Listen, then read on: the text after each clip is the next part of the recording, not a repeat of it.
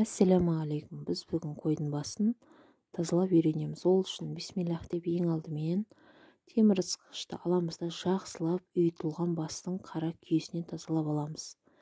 Езудің, құлақтың, қабақ, көз, мұрын, жан-жағын бәрін жақсылап күйесінен қырып тазалап кетіріп аламыз.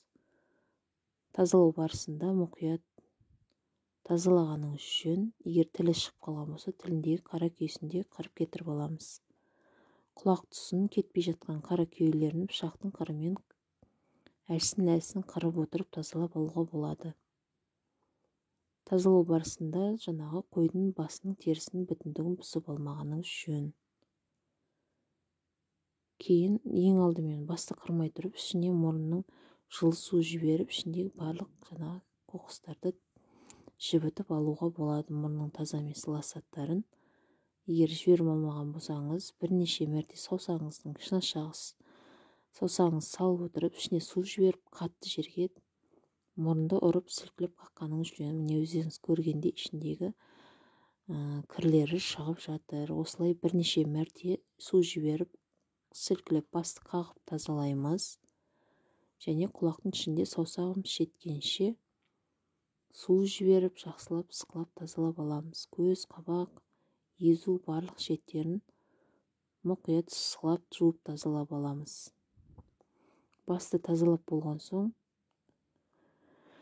бастың мойын тұсындағы бездерді кесіп алып тастаймыз. Және де мына бас үйітқан кезінде мойынның кесілген жерінде қатып күйіп кеткен терісінде жұқалап кесіп алғаныңыз жөн. Дастарханға, сыйлы қонаққа ұсынғанда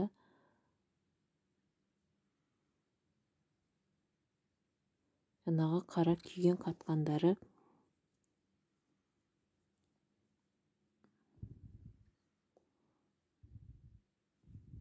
жаман болып көрініп тұрмас үшін.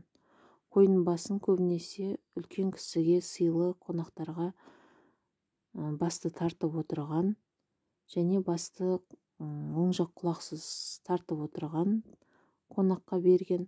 Ол ырымның жаңағы түсіндіруі бойынша үйдің ішінде жаңағы ырыс несе берекесі қалсын деген ойменен, және екінші жағынан кішкентай бала сол үйдегі құйма құлақ болсын деген мақсатта оң жақ құлағын бас тартылмай тұрып кесіп берген.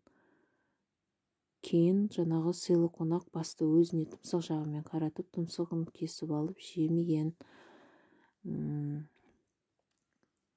Және де оң жақ езуден бастап кесіп, сол жақ езуді түртпеген. Сол үйдің ас тартып отқан кісісі де сол бастан дәм татсын деген оймен. Кейін тілді шешем болсын деп берген. Және де көзді ешкімді алаламасын, немесе өзіме жақын көрем деген мақсатта, жақын тұтам деген мақсатта көзді бір кісіге беріп отырған. Мұнда езуге қарай жақты кесіп аламыз алдымен. Содан кейін үйде біздің отағасымыз таң атқаннан кешке дейін жұмыста болатындықтан, ол кісіні күтіп отырмай өзіміз қойдың басының жағын айырып, тісін қағып алып тастаймыз. Тісті қағып алып тастау барысында абайлағаныңыз жөн. Тіс майда жаңқаларға шағылып көзіңізге ұшып кіріп кетуі мүмкін.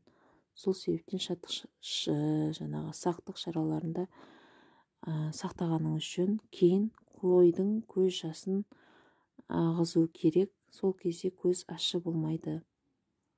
Міне қабақтың жоғарғы тұсынан пышақты салып төменге қарай сәл кіргізіп тесеміз де, кесіп көздің астынан жағынан басып, ішінде көз жасын шығарып тастаймыз. Өздеріңіз көргендей қара түсті болады. Және де барлық тісті қағып алып тастағаныңыз жөн. Кей елді мекендерде қойдың тісін қағып тастамай, жақсылап шименен ысқылап жуып асып жатады. Бірақ біздің өңірде қойдың тісін міндетті түрде қағып алып тастайды. Жақты айырғаннан кейін таңдайдың жоғарғы тұсында керек емес бездерді де тағы да бір алып сылып барлық мойындағы шеткі қалып кеткен бездердің бәрін мұқият алып тастаймыз. Міне біз қойдың басын тазалап болдық. Енді оны шамамен 3 сағаттай балбыратып жай оттың астында қайнатып пісіріп аламыз. Және де үйге келген сыйлы қонаққа үлкен кісіге береміз, және жас кісілерге, әкесі бар кісілерге беруге болмайды деп жатады. Оның себебі өзінен үлкен кісі тұрғанда сыйламағандықтың белгісі деген ойменен. Міне осымен қойдың басын тазалап болдық. Видеоны тамашалағандарыңызға көп рахмет. Ұнаса лайк басыңыздар, комментария жазыңыздар. Біздің каналға тіркеліп қоңыраушаны басуды ұмытпаңыздар.